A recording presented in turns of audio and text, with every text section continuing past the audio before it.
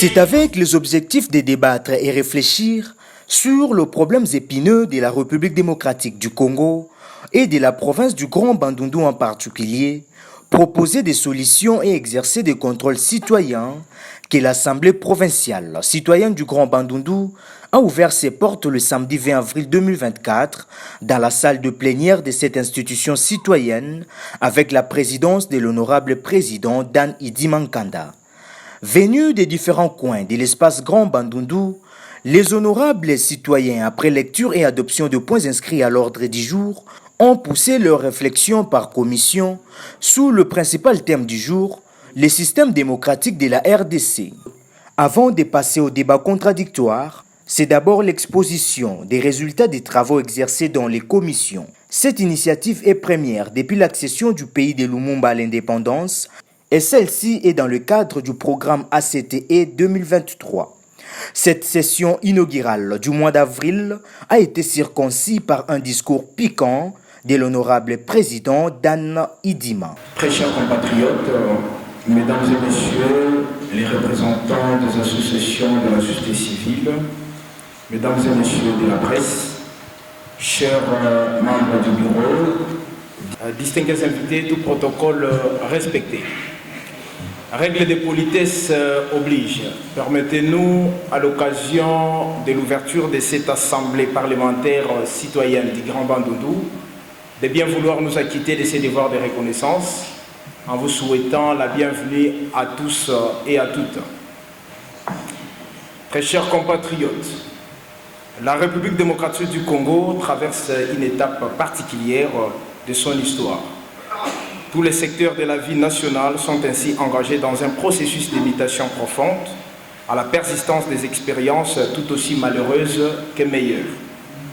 Depuis son accession à l'indépendance, la République démocratique du Congo est le forum théâtral confronté à des crises récurrentes dont l'une des causes fondamentales est la contestation de la légitimité des institutions et de leurs animateurs.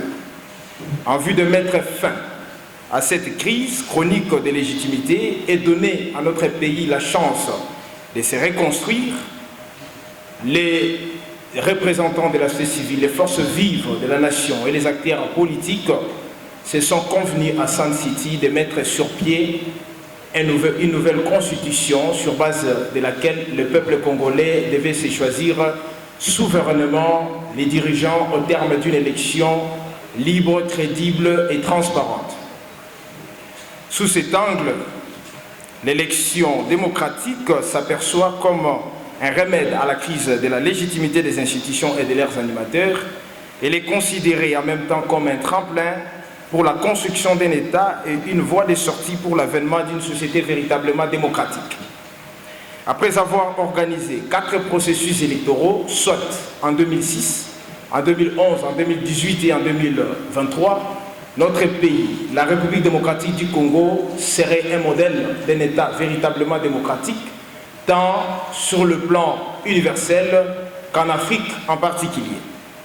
Mais jusqu'à ces jours, notre démocratie, dans sa double partie électorale et participative, comme il faut le rappeler, peine encore à s'offrir comme un véritable système d'acteurs et d'actions susceptibles de produire des politiques publiques priorisant le seul bien commun et de nature à garantir à notre peuple une vie de dignité que ces derniers méritent. Les pays restent marqués par le changement des animateurs des institutions à la suite des élections. Nonobstant ces changements, la République démocratique du Congo ne s'est pas débarrassée de sa crise d'homme d'État.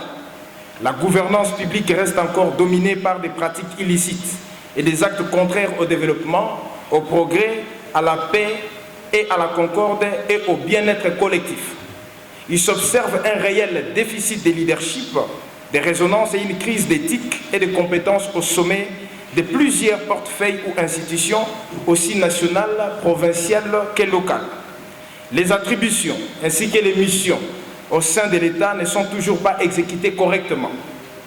À côté des incompétences positives traduisant une insuffisance des réalisations objectifs assignés, la rareté des valeurs éthiques ainsi que des incompétences négatives dues à une gestion cataclysme des affaires publiques ne cesse d'envahir l'environnement politique public, la concussion, les antivaleurs, les conflits d'intérêts, les trafics d'influence se sont constitués en véritables fléaux depuis des décennies. Avec une administration publique vulnérable à cause du phénomène des réseaux mafieux qui l'ont assigné au profit des devenirs chroniques et incurables, du népotisme, du tribalisme, du clientélisme, les pays n'arrivent certainement pas à jouer le rôle qui est le sien à tous les niveaux. Les réponses à la gestion de la chose publique soulèvent les épineuses problématiques de la rationalité, de l'efficacité, de l'efficience, de la pertinence, de la cohérence et de la durabilité. Nous sommes donc face à cette situation macabre qui ne nous laisse guère le choix de baisser les bras. Unis comme un seul corps, nous sommes donc condamnés par et pour l'histoire de la patrie, notre patrie, de poursuivre en améliorant notre engagement de réformes démocratiques profondes. Cet engagement qui s'offre comme seule opportunité de la construction d'un Congo que nous avons le devoir sacré de léguer aux générations futures. Mesdames et messieurs, très chers compatriotes, la République démocratique du Congo ne cesse surtout pas d'afficher un statut aussi fragile de son système économique avec des indicateurs macroéconomiques et même structurels les plus faibles, au-delà du fait que l'économie nationale reste tournée vers l'extérieur. Nous sommes en présence d'une entité étatique qui importe presque tout, à l'instar des cure-dents. La monnaie nationale, soit les francs congolais, a également fini par imposer son caractère instable et son statut de l'une des monnaies les plus faibles de la planète Terre, avec des dépréciations régulières. La perte continue des industries locales, combinée avec la vétusté de leurs infrastructures, l'enclavement du pays et les défauts de routes des dessertes agricoles contribuent de façon significative à la faible production locale. Les pays restent aussi marqués par un tissu social déplorable. C'est tout simplement l'un des plus pauvres au monde, avec une population vivant en majorité en dessous du seuil de pauvreté. Constituée essentiellement des jeunes femmes et des jeunes hommes, bien entendu, la République démocratique du Congo est pourtant le pays qui dispose l'un des taux de chômage les plus élevés de la Terre, avec en parallèle une politique salariale inadéquate et un système éducatif, voire sanitaire, en cours de déliquescence. L'histoire de la République démocratique du Congo, très chers compatriotes, reste marquée par la colonisation, les 32 ans de dictature, l'insuffisance des droits civiques, la gestion patrimoniale du pouvoir de l'État, les crises socio-politiques et économiques récurrentes à côté des problèmes d'intégrité et de stabilité du territoire national. Le secteur environnemental n'est pas irréprochable. La gestion de la faune et de la flore et la problématique même du développement durable se révèlent toujours calamiteuses, des politiques environnementales étant constamment insuffisantes. Les normes juridiques congolaises soulèvent de leur côté un véritable problème d'effectivité lorsqu'on observe la légèreté ou même la banalisation notoire des règles juridiques dans la répression de la corruption. Le pouvoir judiciaire n'a toujours pas fait preuve d'indépendance vis-à-vis du pouvoir exécutif et du pouvoir législatif. Dans un contexte local où les provinces jouissent d'une certaine autonomie, malgré ces énormes atouts à vocation agro-pastorale dont elles disposent pour son développement, les Grands Bandundu, entendu dans son ancienne configuration, est confronté à certains défis d'infrastructures nécessaires pour son développement, liés à l'absence de routes, de dessertes agricoles, d'électricité, d'eau, etc. Aussi, l'instrumentalisation, le musellement et la manipulation de ces différents gestionnaires ayant été désignés à la suite des pratiques antidémocratiques et agissant par procuration au profit des intérêts des commanditaires plutôt que de la province, constitue une pesanteur de taille.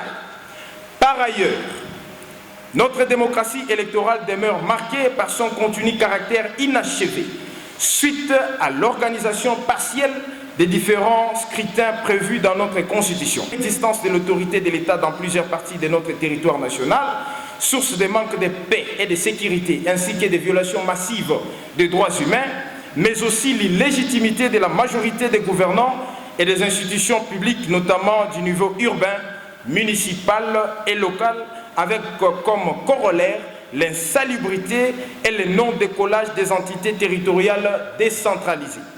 La démocratie, pouvoir du peuple, par le peuple et pour le peuple, devient alors la chasse gardée d'un petit groupe d'hommes et femmes dits forts et dont les familles travaillent pour se succéder et se pérenniser malignement. Face à ce tableau sombre du pays, les initiatives citoyennes sont ainsi encouragées pour renverser cette tendance de vulnérabilité généralisée. C'est donc pour ces raisons que la tenue mensuelle de ces assemblées provinciales citoyennes sur les questions épineuses de notre pays se justifie, le peuple étant la vraie sentinelle de la démocratie.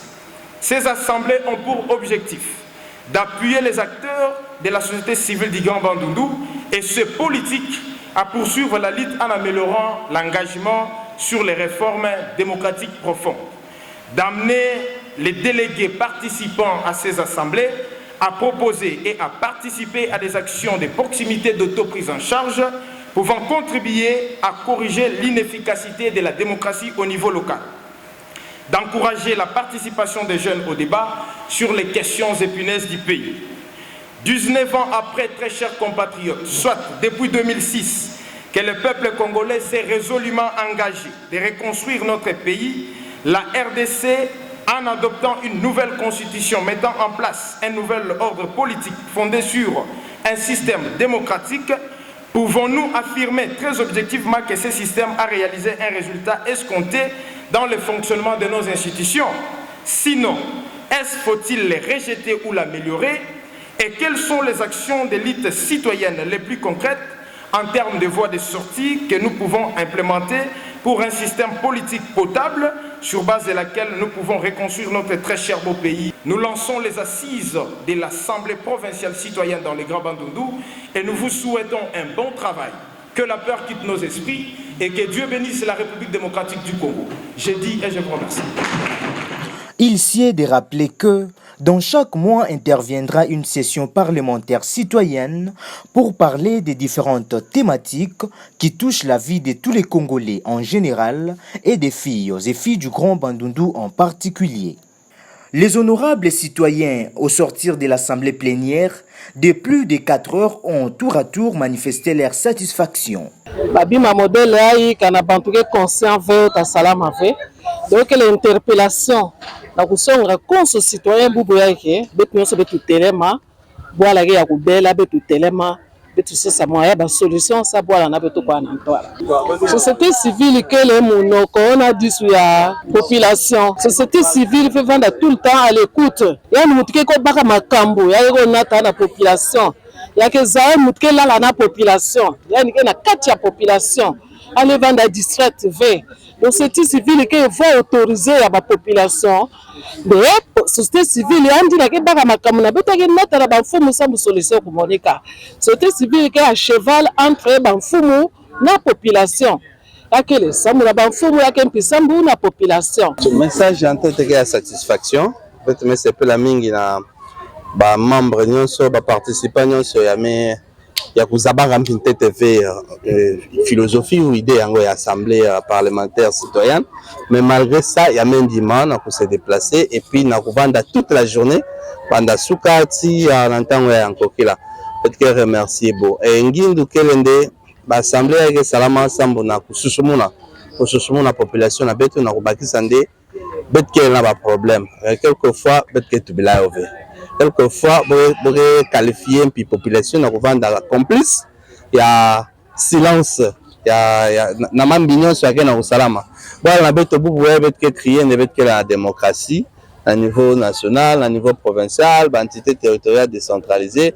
Mais quand on a besoin après 4 cycles électoraux, bima mingi na kutambula mbote TV mais luta uti mbote na niveau na betu ya kikwita wampi nde ba intellectuel ya kelawa ba citoyen ya kelawa toute catégorie union se confondit de betu vanda betu réfléchir un peu qui que ça la ndebo na betu ko marcher bien fait ba nchiku ya même prévoir la décentralisation à niveau local à niveau provincial et marcher vers pour quelle raison la faiblesse qu'elle na wapi il y a que le début un petit coup le président met Bandoré session inaugurale, ça veut dire que bato ngonda mbashi ngonda kwisa ngonda kwisa betavuka na diaka na assemblée parlementaire et beta aborder diaka ba question yankaka ya tadi diaka mbanza na beto nsi na beto pour que ensemble beto pesa na ba idée ya beto letinga diaka na bilumba kwisa na toi tumambila mbuku matata JP voilà mukele moshi ya ba participants na kati ya assemblée ya séance ya bubu ya bomebinga